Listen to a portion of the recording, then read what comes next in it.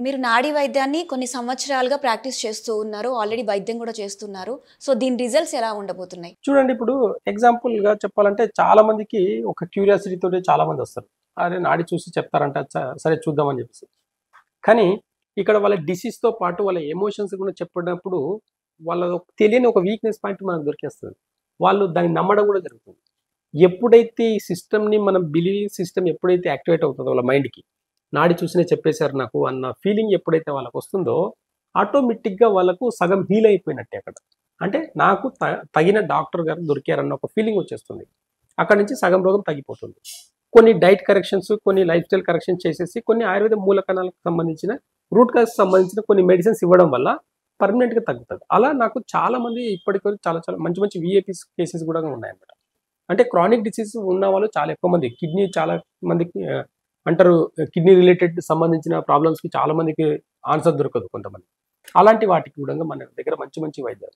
ముఖ్యంగా ఏదైనా పర్టిక్యులర్ డిసీజ్‌కి అంటే బయట దానికి సంబంధించిన మెడిసిన్ దొరకనప్పుడు ఆయుర్వేదంలో ట్రీట్మెంట్ ఉంటుందా? అయితే ఇప్పుడు పెరాలసిస్ తీసుకోండి. ఇప్పుడు ఎగ్జాంపుల్ మా నాన్నగారు మళ్ళీ ఇప్పుడు 80 ఏళ్ళు అయినా సరే మళ్ళీ బండిని తీసుకొని నడుపుకొని మళ్ళీ ఎళ్లి ప్రాక్టీస్ చేస్తున్నారంటే 2, 3 టైమ్స్ పెరాలసిస్ వచ్చినా సరే అంటే కంప్లీట్‌గా క్యూర్ చేసుకొని మళ్ళీ బండి నడపడం అనేది చాలా అంత ఈజీ కాదు ఈ వయసులో.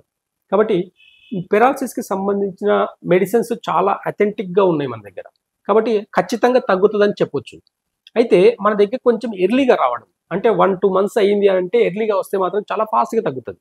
ఒక 1 ఇయర్ అయిందనుకోండి, కొంచెం ఒక 2, 3 మంత్స్ టైం పడుతుంది. ఒక 3, 4 ఇయర్స్ అయింది అంటే ఒక 4, 5 మంత్స్, 6 మంత్స్ దాకా టైం పడుతుంది.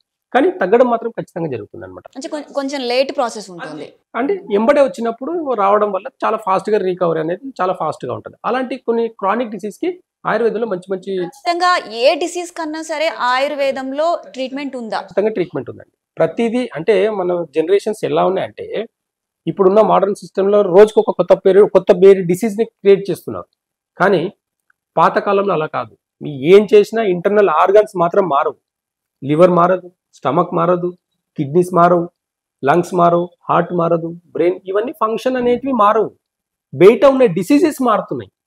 కాబట్టి ఇంటర్నల్ ఫంక్షన్ని అర్థం చేసుకోవాలంటే మాత్రం ఒక నాడీ వైద్యము లేదంటే ఒక ఆయుర్వేదం మాత్రమే సాధ్యం. కానీ ఇప్పుడున్న మోడర్న్ సిస్టంలో సైన్స్ చాలా డెవలప్ అయింది కాబట్టి కొత్తగా కనుక్కుంటున్నారు. కానీ ఆయుర్వేదంలో అలా లేదు. నాడి పట్టుకుంటే రూట్ కాజ్ నుంచి ప్రతి విషయం తెలుస్తుంది కాబట్టి రూట్ కాజ్ నుంచి మాత్రమే వైద్యం చేయడం జరుగుతుంది కాబట్టి ఈజీగా తగ్గుతుంది. ప్రతిదానికి సొల్యూషన్ అనేది ఫస్టే క్రియేట్ చేసి పెట్టి ఉన్నారు. కాబట్టి ట్రీట్మెంట్ చాలా ఈజీ అవుతుంది. ఇప్పుడు ఎగ్జాంపుల్ పక్షవాతం అనుకుంటే లంగ్స్ ప్లస్ లివర్ ఇన్బ్యాలెన్స్ వల్ల పక్షవాతం వస్తుంది. కానీ చాలా మంది ఏమనుకుంటారు, నాకు లంగ్స్ బాగానే ఉంది ప్లస్ లివర్ బాగానే ఉంది కానీ నాకు పక్షవాతం వచ్చింది అంటారు. కానీ రూట్ కాజ్లో ప్రాబ్లం కనుక్కోవాలంటే చాలా కష్టం అండి. కాబట్టి మనం నాడి పట్టుకుని వెంబడే రూట్ కాజ్ తెలుస్తుంది కాబట్టి ఈజీగా ఐడెంటిఫై చేసేసి పక్షవాతం వచ్చేదానికి ముందు కూడా మనకు కొన్ని విషయాలు తెలుస్తాయి అనమాట. కొన్ని సిమ్టమ్స్ ఉంటాయి. ఆ సిమ్టమ్ బేస్ చేసుకుని కూడా మనము చెప్పొచ్చు, మీకు ఇది డేంజర్లో ఉంది, ఇది ఈ సిచ్యువేషన్ వచ్చేలాగా ఉంది అని కూడా చెప్పొచ్చు అనమాట. ఆయుర్వేదం గురించి ఇంత గొప్పగా చెప్తున్నారు, మరి ఎందుకు అంతరించిపోతుంది ఇప్పుడు? నిజం చెప్పాలంటే అసలు ఎవరికి నచ్చని విషయం. ఆయుర్వేద వైద్యం నుంచి వచ్చే ఇన్కమ్ సోర్సు ఈ గవర్నమెంట్‌కి, సెంట్రల్ గవర్నమెంట్‌కి, స్టేట్ గవర్నమెంట్‌కి లేదు. దీనికి విలువ లేదు. సింపుల్ ఎగ్జాంపుల్, BA, MS చేసుకుంటూ మెడికల్ కాలేజ్ నుంచి పర్ ఇయర్ 1,50,000 మంది వస్తున్నారు. MBBS చేసుకొని ఒక 5,000, 6,000 మెంబర్స్ మాత్రమే బయటికి వస్తున్నారు. 10,000 మ్యాక్స్, 15,000. కానీ 1,50,000 మంది ఎక్కడ పర్ ఇయర్ ఎక్కడ ప్రాక్టీస్ చేస్తున్నారని చూస్తే ఎక్కడ లేదు. ఆయుర్వేద వైద్యం నేర్చుకుంటూ కూడా అలోపతి ప్రాక్టీస్ చేసేవాళ్ళు చాలా మంది ఉన్నారు. అంటే జస్ట్ కమర్షియల్, అంటే నేర్చుకోవడం ఒకటి, చేయడం ఒకటి అనేది కరెక్ట్ కాదు. కాబట్టి చాలా వరకు ఇది అంతరించిపోతుంది అనేది ఒక ఉద్దేశం కూడా ఉంది నాకు. కాబట్టి దీనివల్ల పెద్దగా గవర్నమెంట్‌కి కూడా పెద్దగా ఇన్కమ్ లేదు. కాబట్టి ఇప్పుడు ఏముందండి, ఇప్పుడు నేను చెట్లు తీసుకొని వస్తాను, రా మెటీరియల్ అన్ని తీసుకొని వస్తాను, నూరిచ్చి టాబ్లెట్ కట్టి చేస్తాను. దానికి నేచర్ నుంచి వచ్చేది నేచర్‌కే ఇస్తున్నాను నేను. కాబట్టి ఏమవుతుంది అంటే పెద్ద ఫార్మా కంపెనీలు, పెద్ద కార్పొరేట్ కంపెనీస్ ఇవన్నీ నడవాలంటే సైన్సే గొప్పదని చెప్పేసి అంటారు. కానీ మన మూలం అనేది కూడా చాలా ఇంపార్టెంట్ అనేది చాలా తక్కువ మందికి తెలుసు. ఆ విలువ తెలిసిన వాళ్ళు మాత్రమే నా దగ్గరికి వస్తారు, ఆయుర్వేద వైద్యాన్ని కూడా సంప్రదిస్తారు.